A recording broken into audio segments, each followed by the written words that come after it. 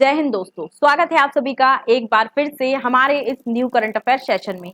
आज के सेशन में हम बात करने वाले हैं एक ऐसे व्यक्ति के बारे में जिनका जीवन प्रेरणा और संघर्ष से भरा रहा। ये कहानी है भारत के पूर्व प्रधानमंत्री डॉक्टर मनमोहन सिंह जी की। इस कहानी में छुपा है एक गहरा दर्द और कई अनसुनी सच्चाइयां।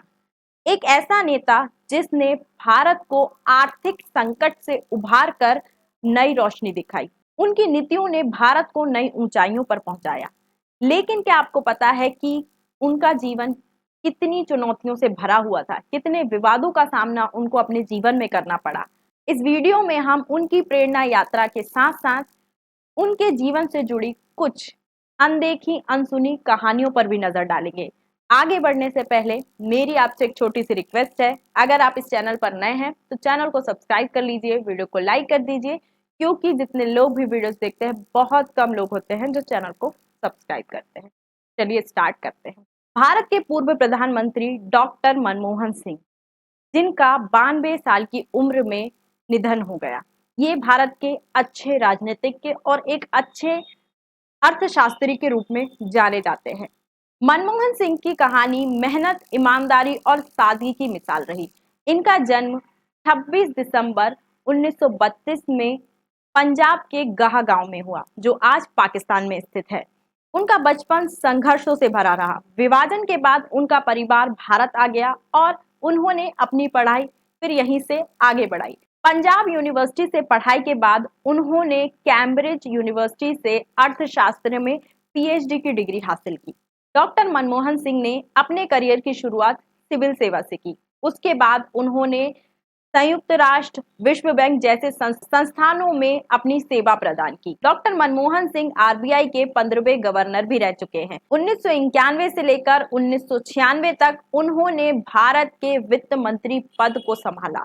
इस टाइम पर उन्होंने कई ऐसी नीतियां बनाई जिसके कारण आज भारत दुनिया की 5वीं अर्थव्यवस्था बनकर उभरा है। जिस तरीके से आज भारत की इकोनॉमी आगे बढ़ रही है, उसमें मनमोहन जी का बहुत ही बड़ा योगदान है, क्योंकि 1991 में भारत को बहुत बड़ा आर्थिक संकट झेलना पड़ा। जब वो वित्त मंत्री के पद पर थे, उन्होंने बहुत सारे ऐसे सुधार किए जैसे कि निजीकरण, वैश्वीकरण, जिस कारण से भारत की अर्थव्यवस्था आज 5वीं सबसे बड़ी अर्थव्यवस्था बनकर उभरी। लगभग 10 साल तक वो भारत के प्रधानमंत्री रहे। भारत के प्रधानमंत्री पद पर रहते हुए भी उन्होंने भारत को बहुत आगे बढ़ाया। उन्होंने गरीबों के लिए मनरेगा योजना चलाई, बच्चों को शिक्षा का अधिकार दिलाया और अमेरिका के साथ परमाणु समझौता किया। उनकी उपलब्धियां अगर हम गिने तो शायद ये सेशन छोटा पड़ जाए, लेकिन अगर हम उनके 5 ऐसे अचीवमेंट की बात करें जो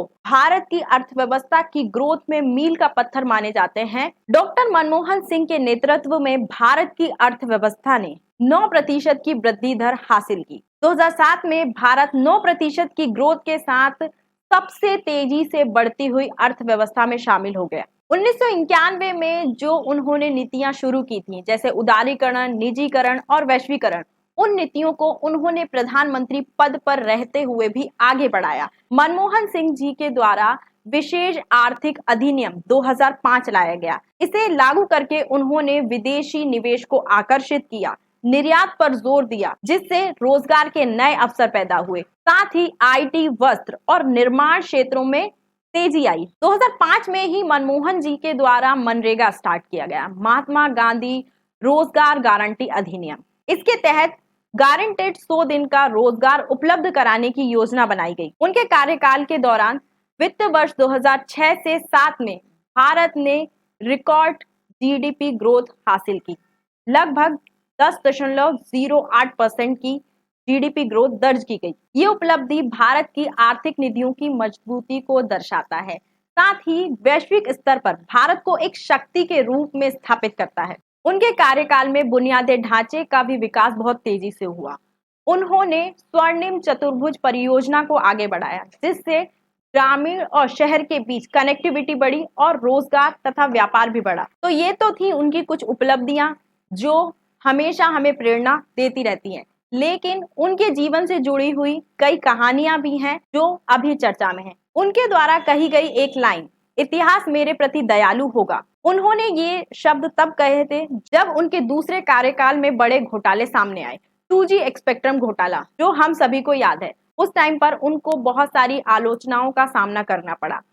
तब उन्होंने एक इंटरव्यू में कहा था कि इतिहास मेरे प्रति दयालु होगा, क्योंकि उनको पता था कि उन्होंने जो कार्य किए हैं पद पर रहते हुए वो इतिहास में जरूर दर्ज होंगे, जिनकी वजह से उन्हें याद किया जाएगा।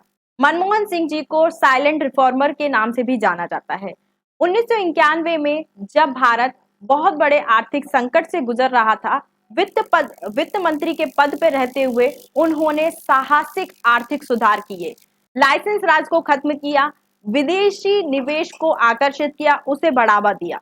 इससे भारत की अर्थव्यवस्था को नए रास्ते मिले तथा भारत की अर्थव्यवस्था को सुधारने के लिए उन्होंने जो जो कदम उठाए उसको कभी उन्होंने बोलकर नहीं दिखाया, इसीलिए उन्हें एक साइलेंट रिफॉर्मर के नाम से जाना जाता है। मनमोहन सिंह जी भारत के इकलौते ऐसे प्रधानमंत्री रहे जिनके सिग्नेचर नोटों पे रहा करते थे, क्योंकि 1982 से लेकर 1985 तक उन्होंने आरबीआई के 15वें गवर्नर के रूप में काम किया तथा भारत में ये सौभाग्य केवल आरबीआई के गवर्नर को हासिल है कि नोटों पे उनके सिग्नेचर प्रिंट होते हैं तथा जब भी नोट छापे जाते हैं तो उस पर प्रेजेंट गवर्नर, वर्तमान गवर्नर के सिग्नेचर होते हैं।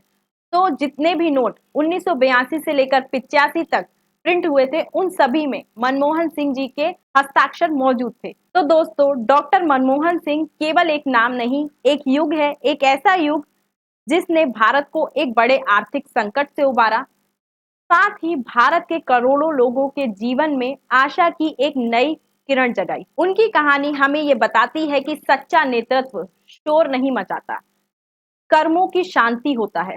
उनकी विनम्रता, उनकी दूरदर्शिता, उनकी निष्ठा ने सबको ये बताया कि बदलाव लाने के लिए शोर नहीं, केवल एक संकल्प जरूरी होता है। आज भले ही वो हमारे बीच नहीं है, लेकिन उनसे जुड़ी हुई कहानियां, उनका योगदान, उनकी विरासत हमें सदा ही प्रेरणा देती रहेगी। उनके शांत लेकिन प्रभावशाली जीवन को हम सलाम करते हैं। ये वीडियो उनकी श्रद्धा यात्रा, उनके योगदान को हमारी तरफ से एक छोटा सा नमन है। आज की वीडियो में इतना ही। आई होप आपको ये वीडियो अच्छी लगी होगी। वीडियो अच्छी लगी है तो चैनल को सब्सक्राइब कर लीजिए, वीडियो को लाइक कर दीजिए और अधिक जानकारी के लिए आप हमारे टेलीग्राम ग्रुप और व्हाट्सएप ग्रुप से जुड़ सकते हैं। तब तक के लिए जय हिंद, जय भारत, थैंक यू।